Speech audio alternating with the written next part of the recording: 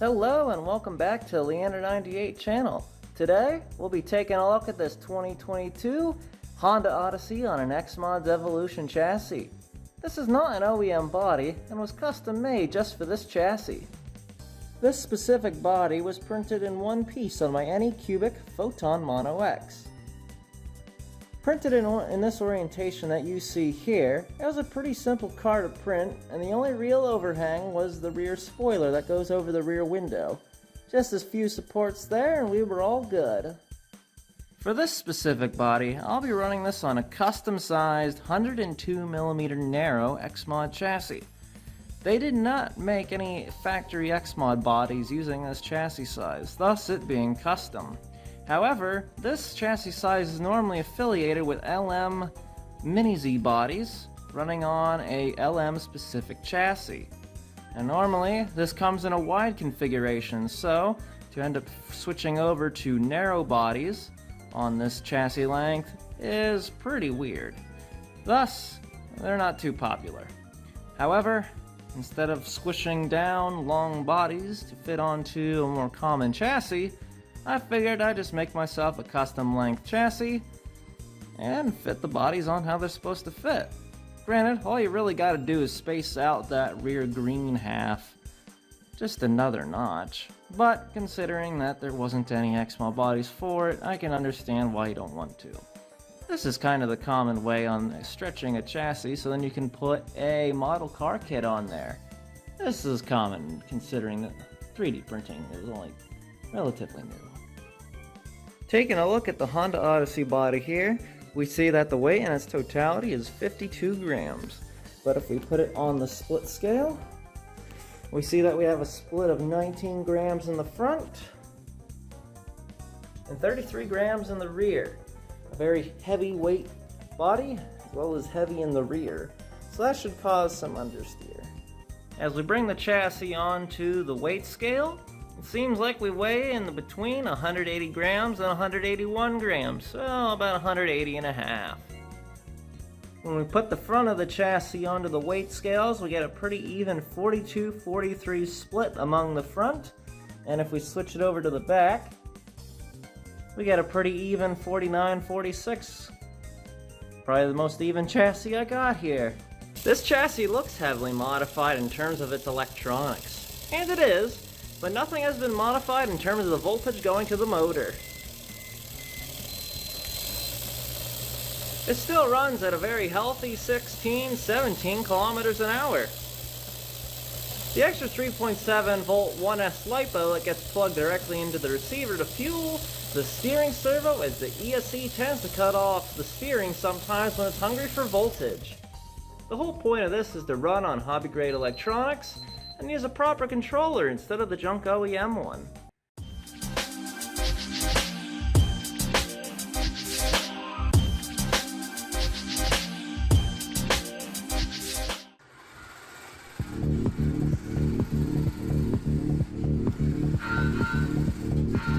We have racing lines out today.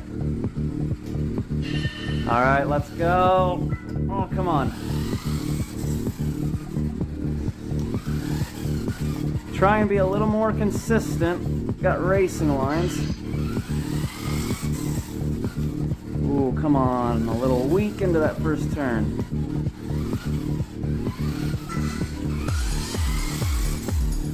Oh, no, come on. Okay.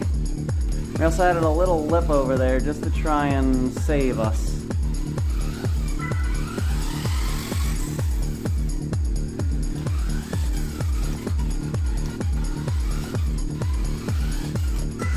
Ooh, come on, don't use the brake to cheat. Oh my god.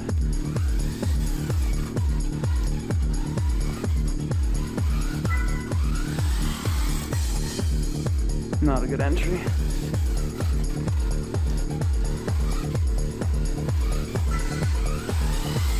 Weak.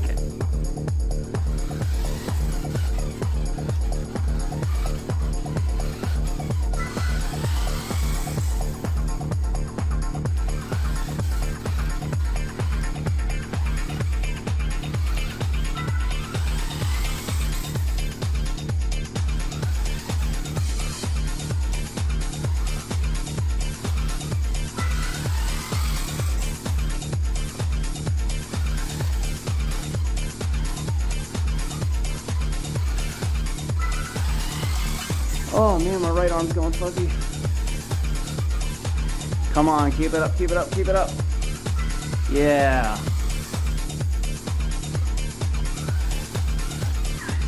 Come on, get the chicanes right. No.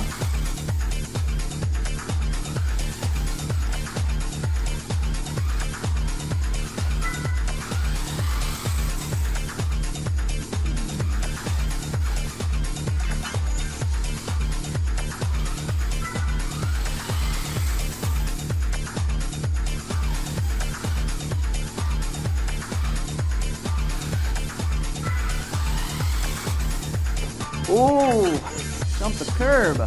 Come on, get yourself back together. Holy cow. Yeah, we're stuck. Oh, we haven't done this in a while.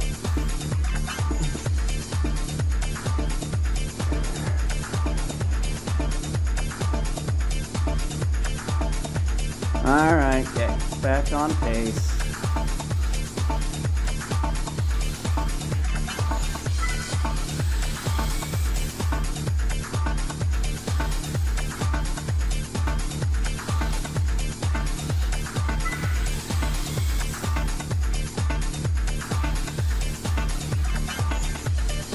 Ooh.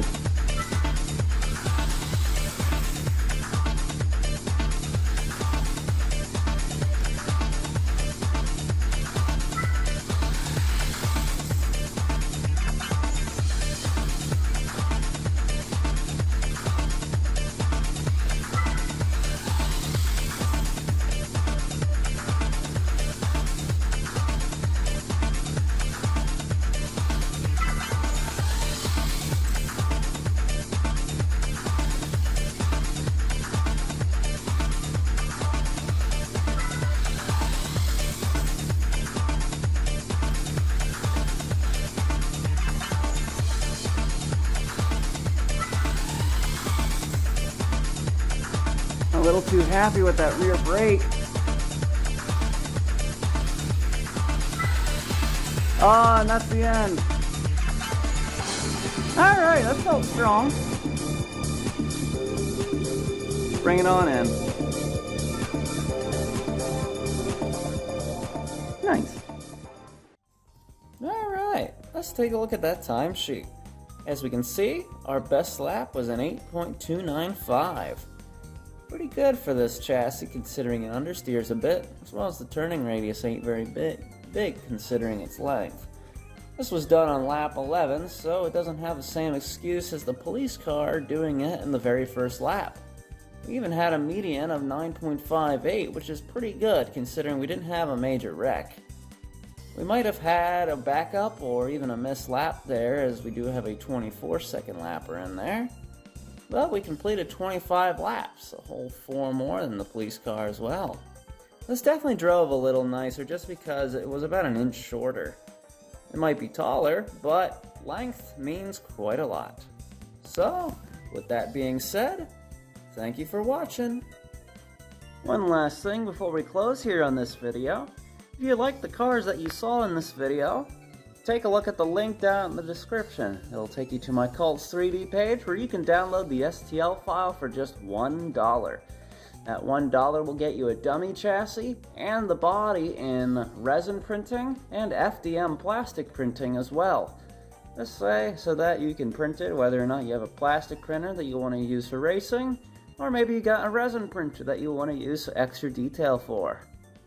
Either way your taste. You can download the car that you saw in this video today on my Cults 3D page that's down in the link in the description below. If you liked the video, please hit the like button, and if you're new, subscribe for more RC driving content here. That's quite a few different things that we do on this channel here, so I apologize if it's never one exact thing. Until next time, thank you for watching, and I'll see you in the next one. Goodbye.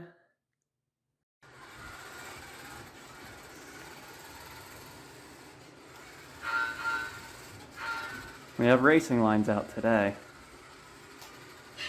All right, let's go. Oh, come on. Try and be a little more consistent. got racing lines. Ooh, come on, a little weak into that first turn.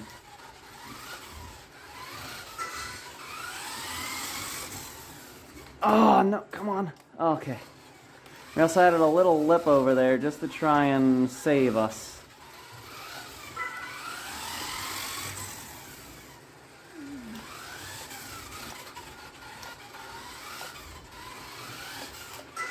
Ooh, come on, don't use the brake to cheat. Oh my god.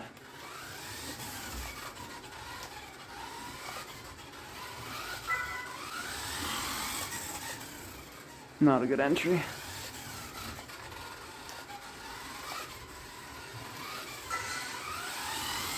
Weak.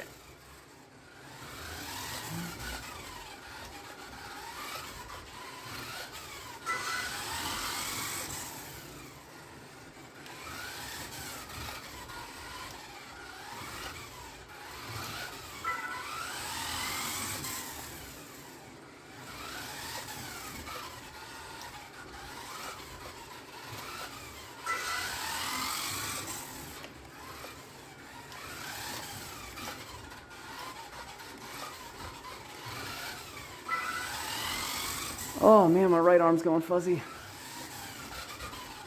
Come on, keep it up, keep it up, keep it up. Yeah.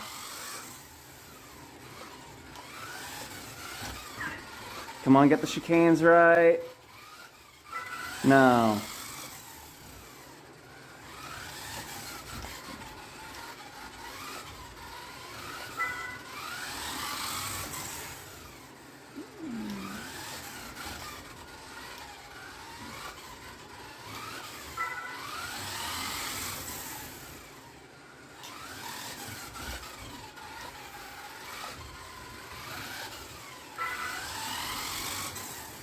Ooh, jump the curb.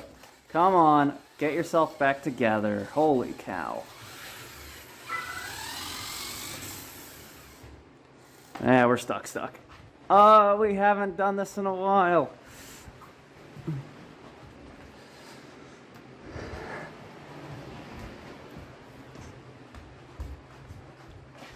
All right, get back on pace.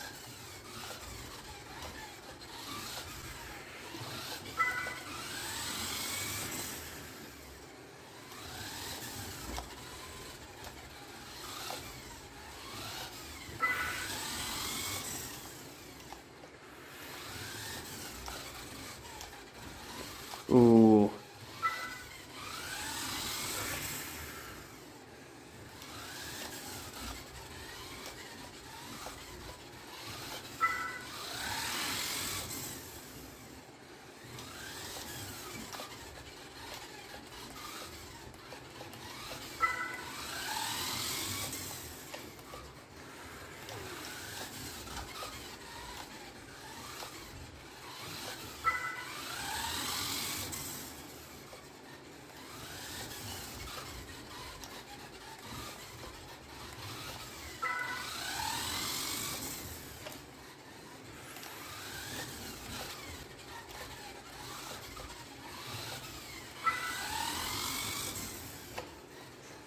A little too happy with that rear brake. Oh, and that's the end. All right, that felt strong. Bring it on in. Nice.